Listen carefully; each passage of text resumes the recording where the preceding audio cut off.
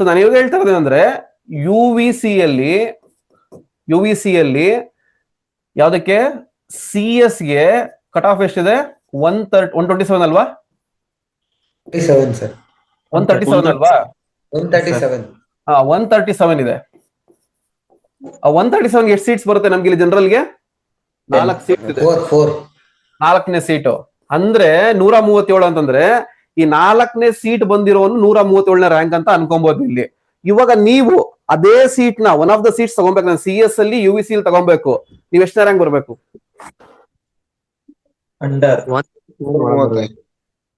ಈ 137 ಇದೆಯಲ್ಲ, this can increase R decrease. Increase ಆಗ್ಬೋದು, ಡಿಕ್ರೀಸ್ ಆಗ್ಬೋದು. ಅಂದ್ರೆ ಏನು ಅಂದ್ರೆ ಇದು ಬೇಕಾದ್ರೆ 120 ಬಂದು ಕುತ್ಕೊಬಹುದು, ಅಥವಾ 100 ಬಂದು ಕುತ್ಕೊಬಹುದು, ಅಥವಾ ಇದು ಬೇಕಾದ್ರೆ 150ಗೂ ಆಗ್ಬೋದು, ಅಥವಾ 200 ಆಗ್ಬೋದು. ಹೆಂಗೆ ಸರ್ ಇದು ನೀವು ಕೇಳೋ ಪ್ರಶ್ನೆ ಕರೆಕ್ಟ್ ಅಲ್ವಾ?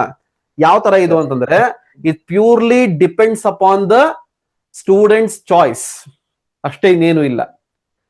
Purely depends upon the student choice. So ಈ ಸರಿ ಸೆಲೆಕ್ಟ್ ಮಾಡಿರೋನು 137 ರ್ಯಾಂಕ್ ವರೆಗೂ ಹೋಲ್ಡ್ ಆಗಿದೆ. ನೆಕ್ಸ್ಟ್ ಸಲಿ ಮಾಡೋನು ಫಸ್ಟ್ ಎಲ್ಲ ಟಾಪ್ ಕಾಲೇಜ್ ಮಾಡ್ಕೊಂಡು ಆಮೇಲೆ ಲೇಟ್ ಆಗಿ ಯು ವಿ ಸಿಗೆ ಬರ್ತಾರೆ. ಅವಾಗ ಇಟ್ ಕ್ಯಾನ್ ಇನ್ಕ್ರೀಸ್.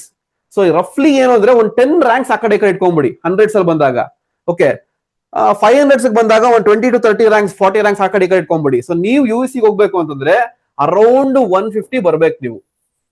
ಅರ್ಥ ಆಯ್ತಾ? ವಿತಿನ್ 150 ಇದ್ರೆ ಡೆಫಿನೆಟ್ಲಿ ಸಿಗುತ್ತೆ. 150 ಪ್ಲಸ್ ಅಲ್ಲಿ ಇದ್ರೆ ಸಿಗೋ ಚಾನ್ಸಸ್ ಇರುತ್ತೆ. This the meaning off cut off and seat matrix. ಅದಕ್ಕೆ ಎಷ್ಟು ಸೀಟ್ಸ್ ಇದೆ ಏನು ಇವೆಲ್ಲ ತಿಳ್ಕೊಬೇಕು ನೀವು. ಓಕೆ, ಅದಕ್ಕೆಲ್ಲ ಕಂಪ್ಲೀಟ್ ಗೈಡೆನ್ಸ್ ನಾನು ಕೊಡ್ತೀನಿ. ಅದನ್ನೇ ಹೇಳ್ತಾ ಇರೋದು ನಿಮ್ಗೆ ಯಾವ್ಯಾವ ಕಾಲೇಜ್ ಬೇಕೋ ಲಿಸ್ಟ್ ಮಾಡ್ಕೊಳ್ಳಿ, ಎಷ್ಟು ಸೀಟ್ಸ್ ಇದೆ ಇದ್ ಮಾಡ್ಕೊಳ್ಳಿ. ಇವಾಗ ನೀವು ಕೇಳ್ಬೋದು ಸರ್ ಈ ಸೀಟ್ಸ್ ಎಲ್ಲ ಡಿವೈಡ್ ಮಾಡಿದ್ರೆ ಹೆಂಗ್ ಮಾಡ್ತಾರೆ ಅಂತ. ಇದಕ್ಕೆಲ್ಲ ಒಂದು ರೇಷಿಯೋ ಇರುತ್ತೆ. ಓಕೆ,